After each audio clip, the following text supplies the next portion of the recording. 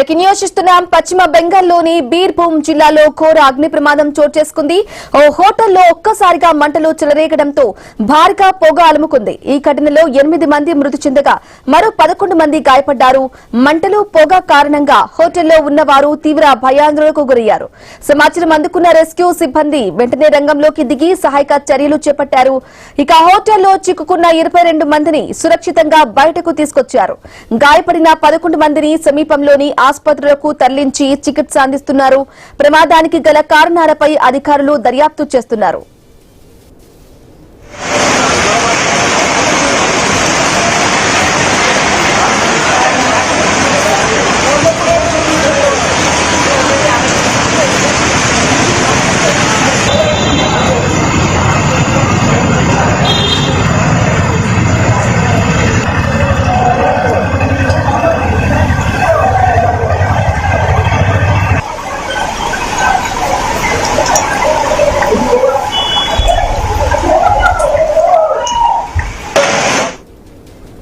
ఇక మరోవైపు బీర్భూమ్ హోటల్ అగ్ని ప్రమాద ఘటనపై ప్రధాని మోదీ దిగ్భ్రాంతి వ్యక్తం చేశారు.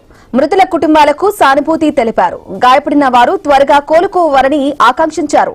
ప్రస్తుతం ఘటనా స్థలంలో సహాయక చర్యలు కొనసాగుతున్నాయి.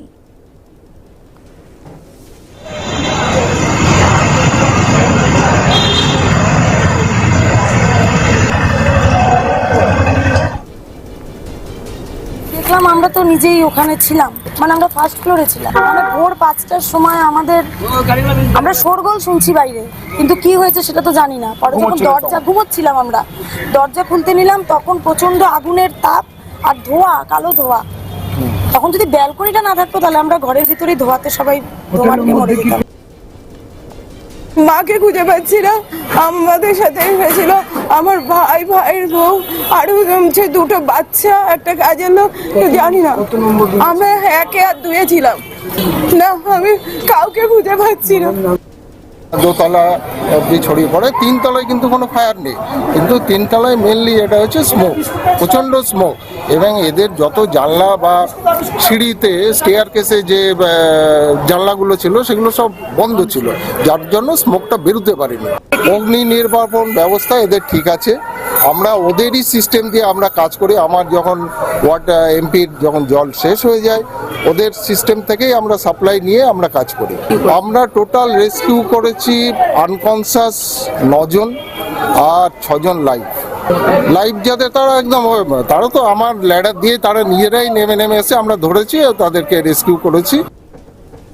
5 बजे के आसपास खबर आई तारापीठ थाने में कि ये विदेशनी लॉज में आग लग गई है।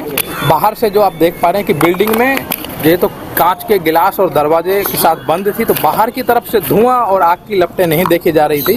पुलिस और फायर ब्रिगेड की टीम स्पॉट पे आई। आने के बाद 22 लोगों को यहाँ से लेडर लगा करके जिंदा बचाया गया और 11 लोगों को हॉस्पिटल भेजा गया। जो 11 लोगों को हॉस्पिटल भेजा गया है उनमें से 2 आदमी सुस्त हैं, एक का ट्रीटमेंट करके डिस्चार्ज कर दिया है, दूसरा और एक जो पेशेंट है उनको वो भी सुस्त है, स्टेबल है।